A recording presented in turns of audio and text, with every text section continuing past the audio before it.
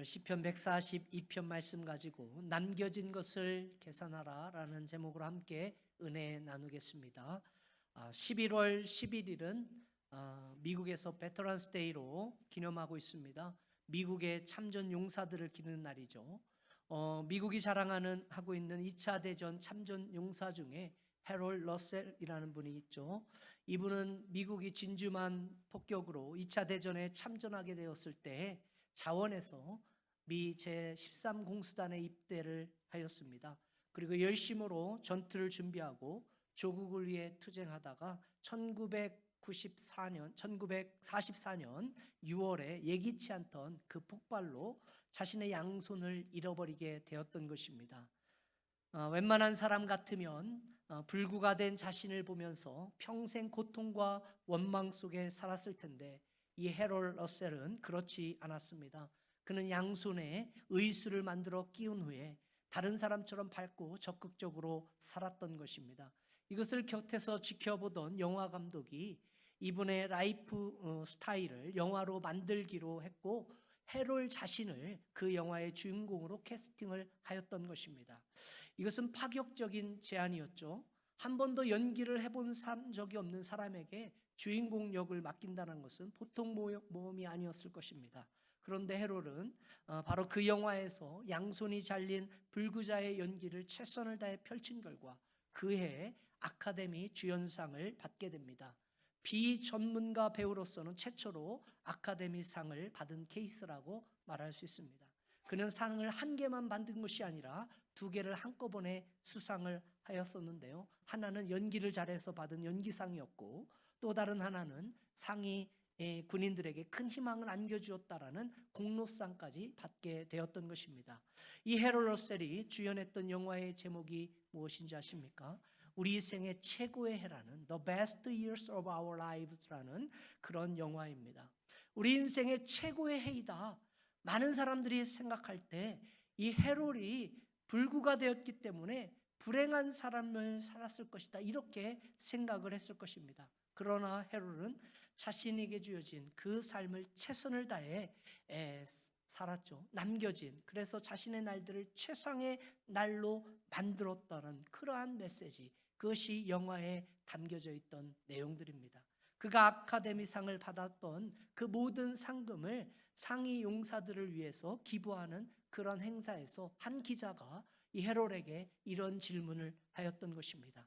당신이 두 손이 잘라졌을 때 사실 그것 때문에 비통해하거나 하나님을 원망해 본 적이 한 번도 없었는가? 그때 해롤이 이렇게 대답을 합니다. 아주 유명한 말 중에 하나인데요. 당신이 잃어버린 것을 계산하지 말고 당신에게 남겨진 것을 계산하십시오. 그러면 반드시 하나님께 드릴 감사가 있을 것입니다. 당신이 잃어버린 것, 당신이 상실한 것, 당신이 빼앗긴 것에 초점을 맞추면 우리는 우리 스스로 불행한 삶을 살 수밖에 없다는 말입니다. 그러나 아무리 내가 힘들어도 하나님이 남겨주신 축복들이 여전히 저와 여러분들의 삶에 있음을 우리는 기억해야 할 것입니다. 우리가 잃어버린 것, 내가 빼앗긴 것에 우리 초점 맞추는 것이 아니라 하나님께서 나에게 여전히 남겨준 것에 초점을 맞출 때 우리는 그 삶 가운데 감사를 회복할 수 있는 것이죠. 당신이 잃어버린 것을 계산하지 말고 당신에게 남겨진 것을 계산하십시오. 여러분, 그러면 반드시 하나님께 감사할 것을 여러분 발견하실 것입니다. 얼마나 소중한 고백입니까? 사랑하는 성도님들, 저와 여러분들의 인생 가운데도 행복과 불행이라는 것은 여러분 주어진 삶의 조건에 달려있는 것이 아닙니다. 많은 분들이 나의 주어진 환경, 나의 주어진 조건이 나의 불행과 행복을 결정한다 이렇게 생각하지만 그러나 결코 저와 여러분들의 불행과 행복이라는 것은 주어진 삶으로 주어지는 것이 아니라는 거죠. 여러분, 우리가 살다 보면 남들보다 조금 못한 환경에 태어날 수도 있습니다. 살다 보면 불리한 환경 가운데 처해서 고통 속에 살아갈 수도 있습니다. 그러나 나에게 주어진 현실적인 조건이 나의 행복과 불행을 결정하는 것이 아니라는 것입니다. 우리가 어떠한 관점에서 인생을 보는가에 따라서 전혀 다른 삶을 살아갈 수 있다라는 것이죠. 우리 인생 가운데 무엇을 보며 사는가에 따라서 저와 여러분들의 인생의 행복과 불행을 결정하게 되는 것입니다.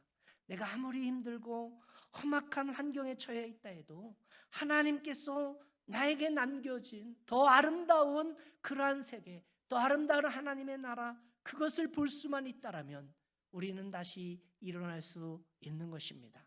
우리가 아무리 처참하고 비참한 삶의 그런 여건 가운데 놓여 있다 해도 하나님이 내 삶 속에 지금 남겨주신 것을 볼 수 있고 또한 그것을 발견할 수 있는 믿음이 저와 여러분들 가운데 있다 한다면 우리는 여전히 오늘도 저와 여러분들의 삶의 환경을 또 삶을 통해서 역사하시는 하나님의 그 역사들, 그 능력들, 그 새 가능성들, 새 비전들을 바라보게 되는 줄 믿습니다. 여러분, 우리는 최악의 조건 가운데서도 얼마든지 감사할 수 있고요, 최악의 환경 속에서도 내 인생의 생애 최고의 날로 만들 수 있다라는 그 믿음이 저와 여러분들 가운데 있는 것입니다. 그렇다면 어떻게 오늘 남겨진 내 삶의 여건과 환경 가운데 감사하는 삶을 살아갈 수 있을까? 여러분, 먼저 영적 시야를 넓혀야 하는 것입니다. 뭐를 넓혀야 한다고요? 영적 시야. 여러분, 우리가 잃어버린 것, 빼앗긴 것에 초점을 맞추지 않고 남겨준 것에 감사하며 살아가려면요, 영적 시야를 넓혀야 합니다. 여러분의 시각을 바꿔야 한다는 거예요. 오늘 같이 읽은 시편 142편을 보시게 되면 다윗이 하나님께 부르짖었던 기도가 소개되죠. 여러분의 성경책을 보시게 되면 이 시편 142편에 대한 간략한 그런 설명이 먼저 소개되어 있습니다. 뭐라고 나와 있습니까? 다윗이 굴에 있을 때 지은 마스길 곧 기도다, 이렇게 기록하고 있죠. 여러분, 이 시편 142편은요 다윗이 굴 속에 갇혀 있을 때에 기록한 말씀이다, 이렇게 이야기하고 있는 것입니다. 그런데 여기서 말하는 굴이 어디인가, 솔직히 얘기해서 정확하게 어디 굴이다 우리가 말할 수는 없지만 대다수의 성서학자들은 공통적으로 다윗이 유다 광야에서 쫓겨다니던 그 시절 그가 몸을 숨겼던 아둘람 굴이다, 이렇게 설명하고 있는 것입니다. 우리가 사무엘상 21장 1절에서 2절을 말씀을 보게 되면 이 아둘람 굴에 대한 자세한 기록을 우리가 찾을 수가 있습니다.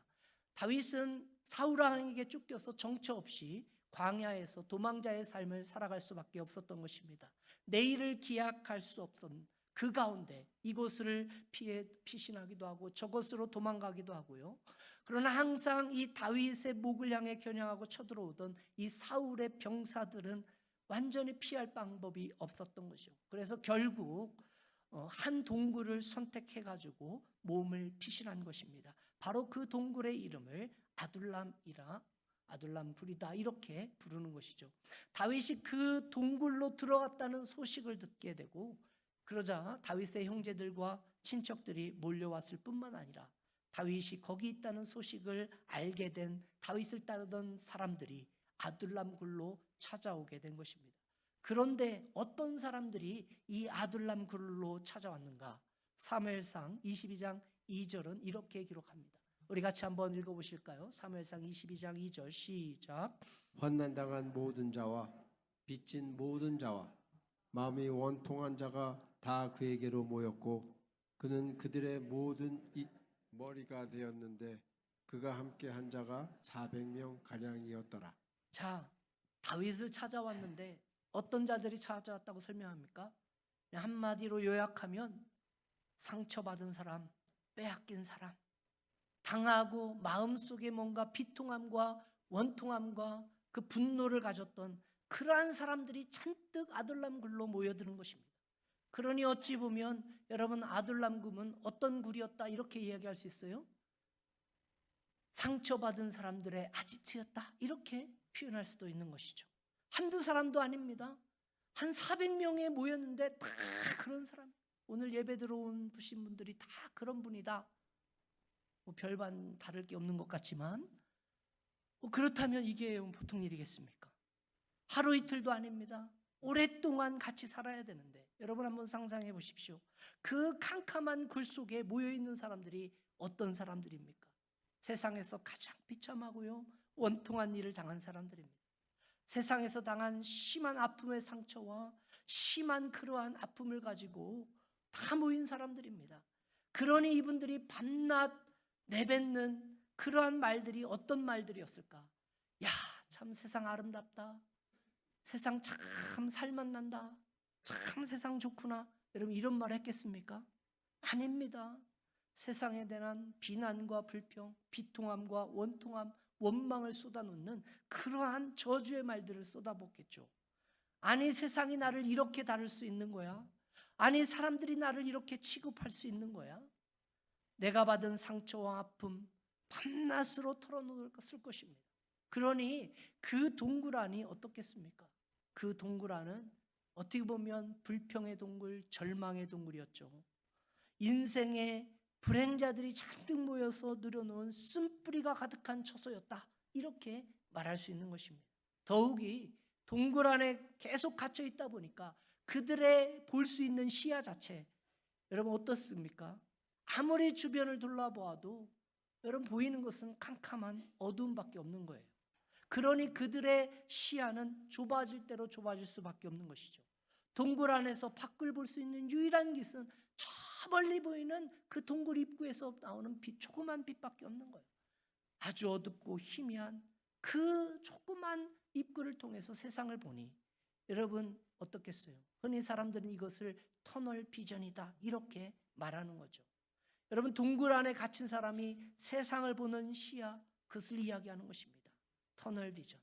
동굴 안에서 세상을 여러분 보게 되면요, 세상의 전체가 다 보입니까? 그렇지 않습니다. 그 구멍으로 볼 수 있는 작은 세상, 조금 세상이 큰 세상의 아주 작은 일부분밖에 볼 수가 없는 것이죠. 그 작은 세상을 보면서 뭐라고 이야기하는 것입니까? 세상 참 불공평하다. 세상 참 못됐다. 인생 참 이렇다 저렇다 비난하고 원통함을 쏟아놓는, 이게 터널 비전이라 부르는 것입니다. 여러분 아마도 이 아둘람 굴 속에 있었던 이 수많은 사람들이 그와 같은 시야를 갖고 세상을 보았을 것입니다. 이 망할 세상, 이 더러운 세상, 옛날에 어떤 개그맨이 해서 유명한 말이 있죠. 1등만 기억한 더러운 세상이다. 이렇게 하면서 무엇이 참 잘못돼도 한참 잘못된 세상이다. 이 세상 가운데서 우리가 할 수 있는 것이 무엇이고 이 세상을 살아간다 했을 때 어떤 희망이 우리 가운데 있을까? 여러분 이런 탄식과 원망을 쏟아붓기 시작했을 것이죠.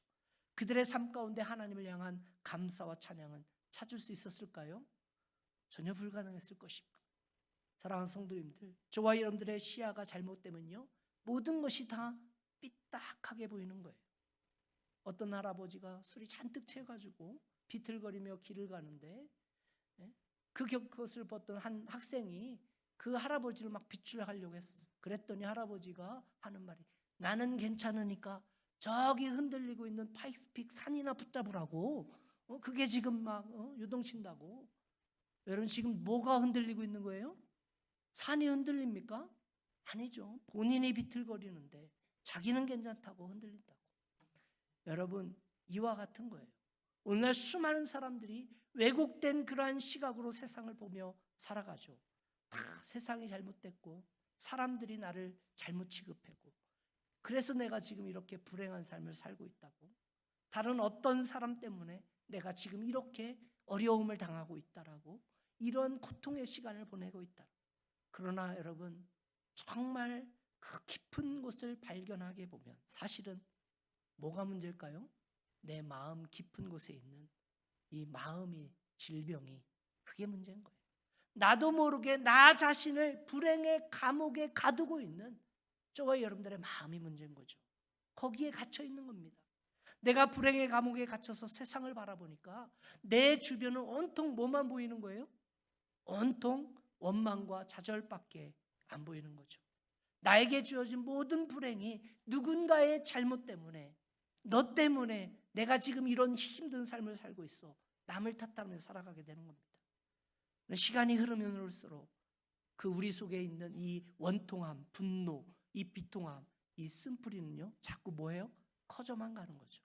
여러분 이와 같은 상황 속에서 오늘 본문 6절 7절 보시게 되면 다윗은 하나님 앞에 어떤 간구 기도를 드리고 있는가, 우리 같이 한번 6절 7절 말씀을 다시 한번 읽어봅니다. 시작. 나의 부르짖음을 들으소서.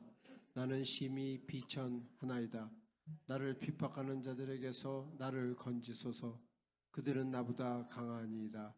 내 영혼을 옥에서 이끌어내사 주의 이름을 감사하게 하소서.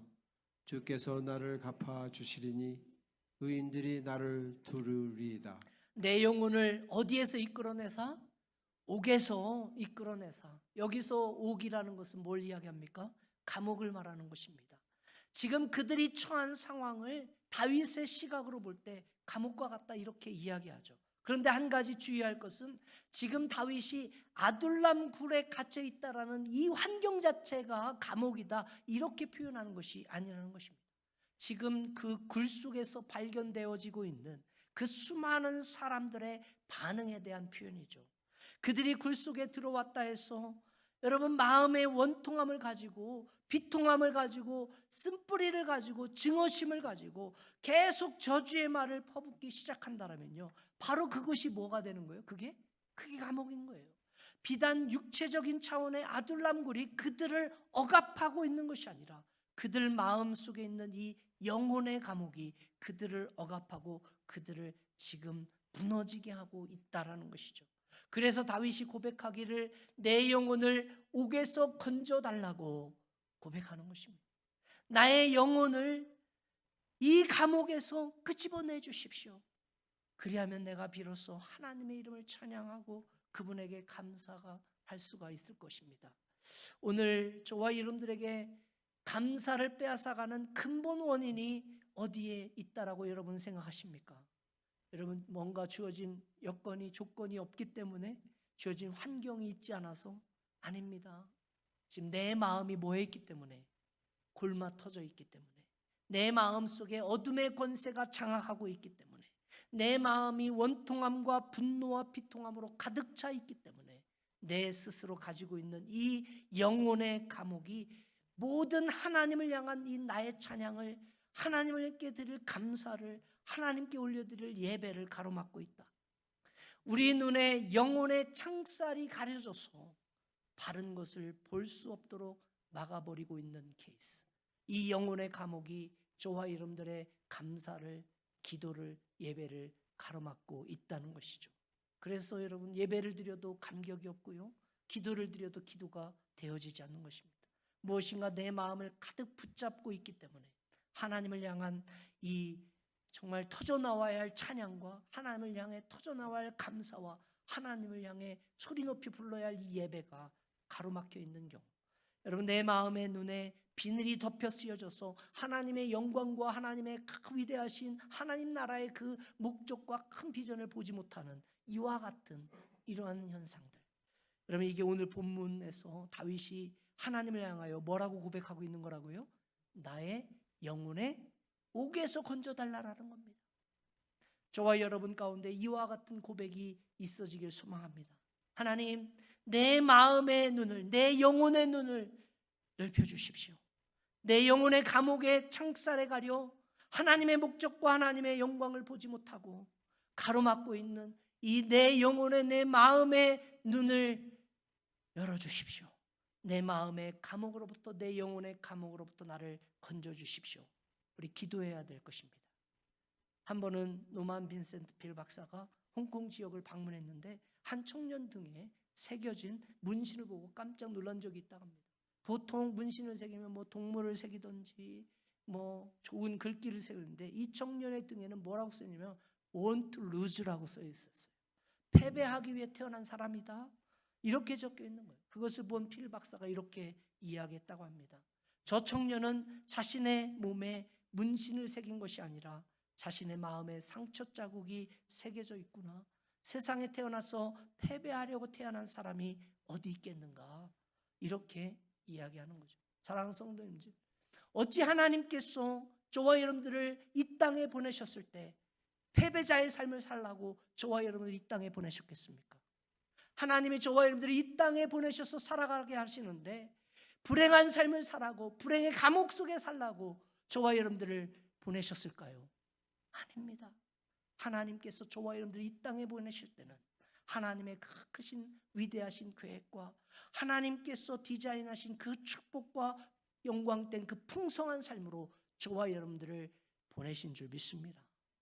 그러므로 우리 심령 속에 여러분 악한 영이 속삭이는 잘못된 그 속삭임에 여러분 귀를 기울이면 안 됩니다. 여러분 악한 영들이 속삭이는 속삭임이 뭐예요? 너는 그럴 수밖에 없는 인생이야. 너는 불행할 수밖에 없는 인생이야. 네 인생이 그러면 그렇지. 너는 상처받아도 마땅할 인생이야. 너의 인생은 저주 가운데 누구도 건져낼 수 없는 그런 인생이야. 이게 누가 들려주는 소리라고요? 악한 사탄 영들이 들려주는 소리예요. 하나님의 소리가 아닙니다. 여러분 이것은 하나님께서 주신 속삭임이 아닙니다. 더럽고 추악한 사단의 영이 우리에게 속삭이는 거죠. 그러므로 여러분 이와 같은 내 마음의 감옥을요, 영혼의 감옥을 가감하게 깨뜨려 버리고 여러분 마음의 눈을, 영적인 눈을 뜨셔야 돼요. 열려져야 합니다. 하나님께서 나를 위해 준비해 놓으신 참된 축복과 참 구원의 그 영광과 그 기쁨과 평강을 바라보며 나가셔야 됩니다. 저와 여러분들의 믿음의 눈이 넓혀져서 하나님 나라의 그 목적과 하나님 나라의 그 위대하신 크신 그런 목적들, 계획들을 바라보고 그 풍성함들을 보고 오늘을 나가셔야 돼요. 그 영적 시야가 넓혀져야 하는 거예요. 저는 오늘 본문을 묵상하면서 개인적으로 이 7절 말씀이 참 마음에 와닿고 은혜가 됐어요. 여러분 지금 다윗이 이 아둘람 굴이라는 이 감옥에 갇혀 있는데, 이 감옥이 아둘람 굴이잖아요. 지금 다윗의 형편은 사울 왕에게 쫓겨다니는 풍전등화와 같은 그러한 위기 가운데 처해 있는 것 아니겠습니까? 한시라도 어떻게 보면 사울이 보낸 그 군사가 다윗을 발견해서 그냥 창칼 화살 한 번이면 그냥 죽을 수밖에 없는 그러한 상황인데, 여러분 이 위기 가운데 처해 있는데, 근데 만약 다윗이 이 아둘람 굴을 빠져나간다, 다른 곳으로 간다, 그러면 희망이 있는 것입니까? 뭔가 지금 아둘람이라는 현실을 도피한다고 해서, 피한다고 해서 다윗에게 새로운 뭔가 소망이, 비전이 생기는 거예요? 아닙니다. 다윗이 지금 어디를 간든 무슨 소망이 있습니까? 희망이 없죠. 어찌 보면 사울왕이 집권하고 있는 그 동안은 아무리 밖을 나간다 할지라도, 아둘람 굴을 빠져나간다 할지라도 여러분 다윗에게는 그 어떤 희망도 보이지 않는 것입니다. 굴 안에 있으나 밖에 있으나 여전히 다윗의 현실은 뭐예요? 절망이죠. 어떤 밝은 미래를 여러분 기대할 수 없는 거예요. 사실 이 다윗의 형편만 보게 된다면 들어가나 나가나 모든 것이 막혀있는 절망의 어둠 속이다, 이렇게 말할 수 있는데, 그 환경 가운데서 그럼에도 불구하고 다윗이 7절에 뭐라고 고백하는가? 저는 이 말씀이 오늘 여러분들이 하나님을 향한 진실된 고백이 되길 원하고요. 그런 마음으로 같이 한번 7절 말씀을 같이 한번 읽어봅시다. 시작. 내 영혼을 옥에서 이끌어내사 주의 이름을 감사하게 하소서. 주께서 나에게 갚아주시리니 의인들이 나를 두루리이다. 여러분 7절 하반부를 보면 다윗은 이런 최악의 어둠 상황 가운데 어떤 그림을 마음속에 그리며 고백합니까? 내 영혼을 옥에서 끌어내사 주의 이름으로 뭐하게 하시고 감사하게 하시고 주께서 갚아주시리니 의인들이 나를 두루리라. 여기에 보면 하나님께서 마침내 하나님의 때가 되면 하나님께서 반드시 나를 이끌어내시고 하나님 영광 받으신다, 이런 고백이죠. 그날이 오면 마침내 의인들이 나를 두르겠다. 여러분 단수가 아닙니다. 복수예요. 의인들이에요. 수많은 의로운 사람들이 내 곁에 구름대같이 몰려올 것이다. 수많은 믿음의 용사들이 내 곁에 구름대같이 몰려와서 하나님이 설정하신 새 나라를 건국하게 하시고 새 왕들을 세워서 장차 다가올 세대 가운데 다윗의 왕조가 세워질 것을 다시 보게 하신다. 이 메시아닉의 비전을 지금 다윗은 어디서 보고 있다고요? 아둘람 굴에서 보고 있는 것이죠. 이와 같은 영적 시각이 오늘 저와 여러분들 가운데 필요한 줄 믿습니다. 지금 나에게 주어진 형편만 살펴보게 된다면 될 게 아무것도 없는 것이죠. 다 없는 것 아니겠습니까? 집도 없고 차도 없고 돈도 없고 사랑하는 사람도 없고 내 말을 이해하는 사람도 없는 것 같고 다 없고 없어 보이는 인생, 패배의 인생, 망한 인생, 절망의 인생. 여러분 계속해서 나에게 없는 형편만 보면서 불평하고 절망할 수밖에 없지만 여러분 터널 같은 그 좁은 공간에서 그 작은 안목으로 내 삶의 여건을 본다라면 그럴 수밖에 없는 것입니다. 근데 여러분 그 시각에 머물러 있으면 안 된다라는 거예요. 무슨 눈을? 믿음에 눈을 여시기 바랍니다. 영적 시야를 넓히셔야 돼요. 비록 지금은 아무것도 나에게 주어진 것이 없지만 언젠가 하나님의 때가 되면 하나님께서 나를 이끌어 주신다. 믿음의 눈을 떠야 합니다. 영적 시야를 넓히고 믿음으로 고백해야 돼요. 내 주변에 수많은 구름대같이 수많은 믿음의 용사들을, 믿음의 사람들을 하나님께서 불러 모아주신다. 영적 시야를 넓히셔야 합니다. 다윗 자신의 현실만 보면요, 어둠의 권세가 이기고 있고 어두운 영혼의 감옥에서 여러분 도저히 소망을 발견할 수 없지만 여러분 지금 다윗이 어떻습니까? 이 모든 어둠의 그 권세를 깨뜨리고 궁극적으로 하나님께서는 이 다윗을 통해서 다윗의 왕조를 세우시잖아요. 비결이 어디 있다고 생각하십니까? 바로 그거예요. 믿음의 눈, 영적인 눈으로 하나님 보는 거죠. 사랑하는 성도님들, 저와 여러분들의 현실만 보면 어떻습니까? 답답하죠. 솔직히 이민생활 얼마나 힘듭니까? 아침부터 저녁까지 일하잖아요. 일하다 보면은 이런 생각 들지 않습니까? 나는 이렇게 밤낮 일만 하다가 세상 떠나가겠구나. 해도 해도 끝이 보이지 않는 일, 가도 빛이 보이지 않는 것 같은 이런 이민 삶의 현장, 여러분 다 느끼고 경험하시고 여러분 답답함이 있지 않습니까? 그러면서 속으로 우리 스스로 자책하며 자괴감에 빠져 하는 고백이 뭐예요? 나는 처음부터 별 볼 없는 인생으로 태어났구나. 나는 그저 이런 인생 살다가 죽으라고 태어난 인생이구나. 신세 한탄하잖아요. 그러나 여러분, 오늘 본문에 다윗의 고백, 다윗의 기도를 다시 한번 들어보시지 않으시겠습니까? 다윗 아무것도 가진 것 없지 않아요. 지금 미래도 보이지 않잖아요. 오직 누에게 보이는 것이라는 것은 아둘람 굴에서 북적대고 있는 절망을 노래하는 사람들, 불평을 노래하는 사람들, 사망을 선고한 사람들, 그러한 사람들밖에 없는데, 그런데 다윗은 그 현장에서 그 아둘람 그곳에서 뭐를 보는 거예요? 메시아닉 비전을 보는 거예요. 하나님이 이루실 새 나라를 보는 거예요. 하나님이 이끄실 새 영광된 새 나라를 보잖아요. 그러므로 사랑하는 성도님들, 저와 여러분들의 삶이 얼마나 초라할지 모르지만 현재 내 삶은 아무것도 아닌 인생, 아무 가치 없는 인생 존재처럼 느껴질지 모르겠지만, 그러나 하나님이 여러분들을 바라보시는 그 시각도 그러실까요? 저는 그렇지 않다라고 믿습니다. 하나님이 여러분들을 향해서 보시는 시각은 다른 거예요. 지금도 하나님은 보잘것없는, 연약한, 정말 세상 쓸모없을 것 같은 저와 여러분들을 위해, 여러분들을 통해서 하나님 나라의 크고 위대한 일을 이루시는 줄 믿습니다. 하나님께서는 지금도 여전히 저와 여러분들을 향한 새로운 계획을 가지고 계십니다. 여러분 한 분 한 분을 통해서 열방이 예수 그리스도 앞으로 돌아오는 이 위대한 일을 지금도 이루고 계신 줄 믿습니다. 이런 면에서 저와 여러분들의 마음속에 여러분 영적인 시야를 넓히시길 주님 간절히 축원드립니다. 영적 비전이 넓혀지기 시작할 때 우리는 비로소 하나님의 계획, 하나님의 나라, 하나님의 부르심, 하나님의 뜻을 보고 내 안에 갇혀서 절망의 감옥에 갇혀서 영혼에 갇혀서 불평하고 절망하는 인생이 아니라 하나님께서 계획하실 내가 볼 수 없는, 내가 상상할 수 없는 하나님 나라의 크고 위대한 그 일들을 바라보며 오늘도 믿음의 한 걸음 나가게 되는 줄 믿습니다. 그런데 질문은 이거예요. 이것이 나의 능력으로, 내가 가진 그 어떤 것으로, 나의 노력으로 가능한 것인가?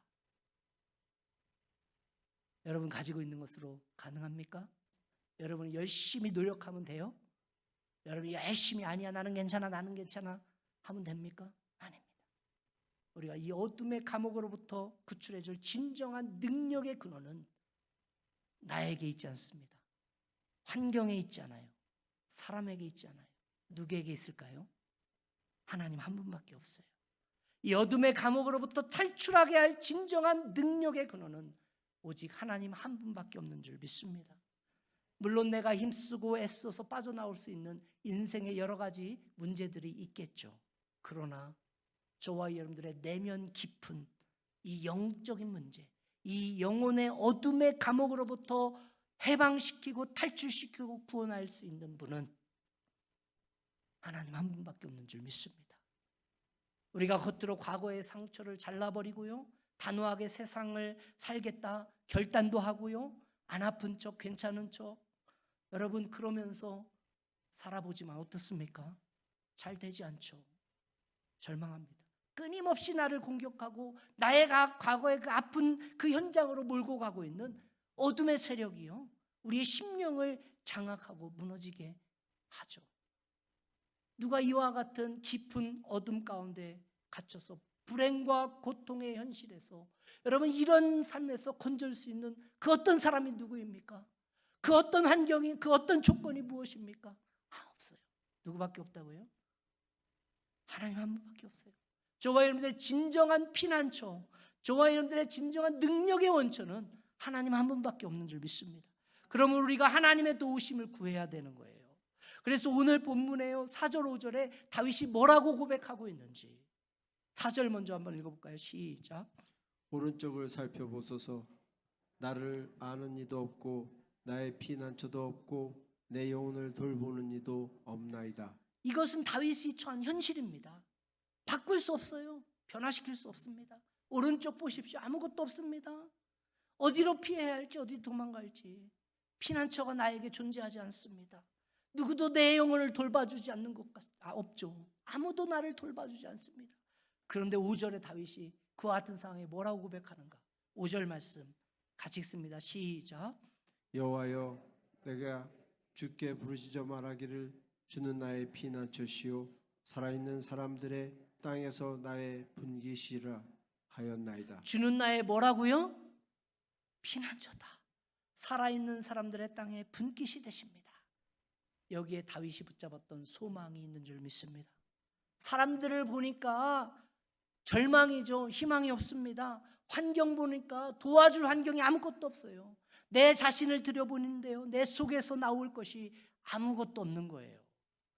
오직 한 가지 길이 있다면 나의 피난처가 되시며 나의 땅에 분깃이신 하나님, 그 하나님 바라보고 그분의 도우심으로, 그분의 능력으로, 그래서 그 하나님이 임재하실 때 다윗이 건짐을 받게 되고 다윗이 상상조차도 하지 못했던 그와 같은 일들로 하나님 일하신 줄 믿습니다.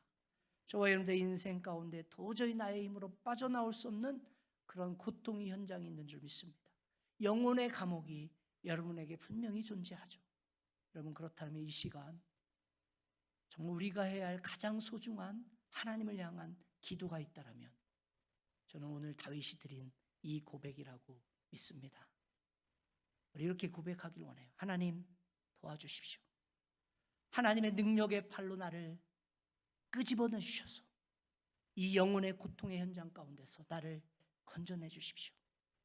참으로 내가 지난 수년 동안, 일평생 동안 이 죄악의 노예가 되어 끌려다니며 무수히 많은 상처를 받았고 입었는데, 그래서 사람들에게 내 팔을 내밀어 보았지만 돌아오는 것은 상처와 배신밖에 없었는데, 환경을 쳐다보았지만 이 세상 환경마저도 나를 배반하고 나를 돕는 환경이 아니었는데, 이 시간 나에게 한 가지 소망이 있다면 나를 도와줄 유일한 능력자, 그건 바로 하나님, 당신 한 분뿐입니다. 하나님 나를 도와주십시오. 이 솔직한 부르짖음과 기도가 오늘 저와 여러분들 가운데 있어지기를 간절히 소망합니다. 이 사실을 기억하면서 오늘 이 비준비하신 이 찬양 드리고요, 같이 결단하고 기도했으면 좋겠습니다.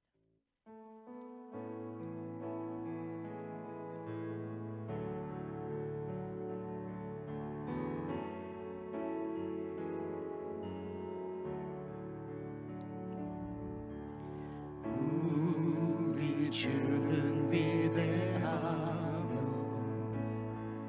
능력이 많으시도다. 그의 지혜 무궁하며 인자는 영원하도다. 상한 자를 고치시며 상한 자를 고치시며 상처를 싸매시도다. 별들의 수를 세시며 이름을 붙이셨도다. 그가 구름으로 하늘을 덮으시며 땅을 위하여 비준비하시니 예루살렘아 예루살렘아 여호와를 찬송할지어다. 내 하나님을 감사함으로 그 앞에 나가며 주 임재 앞에 예루살렘아 여호와를 예루살렘아 여호와를 찬송할지어다. 내 하나님을 감사함으로 그 앞에 나가며 주 임재 앞에 경배. 우리 시간 한번 주님 앞에 기도하실까요? 오늘 이 아침에 다윗의 심정으로 주님 앞에 나가기 소망합니다. 우리들 가운데 마음의 고통과 문제가 없는 사람 있을까요? 아무도 없습니다. 크고 작은 상처들과 아픔의 자국들이 우리 마음속에 여전히 남아있죠. 그러나 절대로 그 영혼의 굴레에 더 이상 속지 마시기 바랍니다. 여러분을 얽매이기 원하고 여러분 마음속에 있는 기쁨을 빼앗아가고 평안을 빼앗아가고 여러분의 마음에 있는 미래에 대한 소망을 빼앗아가는 그 악한 영들의 속삭임에 여러분 귀 기울이지 마십시오. 오늘 하나님의 말씀 붙잡으시기 바랍니다. 내가 너를 그 감옥에서 나오게 하리라. 나를 붙잡아라. 나를 붙들라 말씀하십니다. 내가 너에게 보여주는 새로운 영적 세계를 보라 말씀하시죠. 이 시간 하나님 앞에 기도하실 때 하나님 나를 도와주세요. 내가 이 어둠의 감옥에서 더 이상 허우적거리며 살지 않도록 나를 건져내 주시고 이 어두운 질병의 고통 가운데서 나사렛 예수 이름으로 고쳐주시고 이 어두운 경제적인 위기 가운데 나를 건져 일으켜 세워주시고 이 절망스러운 가정의 위기 가운데 나를 이끌어 주셔서 나의 마음속에 있는 모든 상처와 죄악들로부터 하나님 나를 건져 주십시오. 나를 구원해 주십시오. 이 시간 주여 한번 힘차게 부르고 기도하며 나가겠습니다. 기도합니다. 주여 아버지 나를 도와주십시오. 아버지 영혼의 절망에 갇혀 절망하며 고통 가운데 실망한 우리 귀한 성도들 기억하여 주셔서 오늘도 일하시며 오늘도 위대한 능력과 권능으로 말씀하시는 하나님의 놀라운 역사들 경험한 우리 성도들 다 되게 주님 도와주십시오. 감으로 그 앞에 나가며 주 임재 앞에 경배. 예루살렘아 예루살렘아 여호와를 찬송할지어다. 내 하나님을 감사함으로 그 앞에 나가며 주 임재 앞에 경배. 우리 믿음으로 고백합시다. 예루살렘아 예루살렘아 여호와를 찬송할지어다. 내 하나님을 감사함으로 그 앞에 나가며 주 임재 앞에 하나님, 아둘람 굴에 갇혀 있는 다윗과 같은 현실이 오늘 이 아침에 나의 영적 현실인데 하나님 도와주세요. 하나님의 능력의 팔로 나를 끄집어내 주셔서 이 고통의 현장 가운데서 건져주시고 참으로 능력의 근원 되신 그 하나님으로 말미암아 날마다 감사를 노래하고 날마다 감사를 주님 앞에 영광 돌리는 귀한 성도들의 삶 되어져서 오늘도 내가 상상하지 못하고 계획하지 할 수 없었던 하나님 차원의 놀라운 역사를 경험하는 우리 귀한 성도들 다 되게 도와주세요. 예수님 이름으로 기도합니다.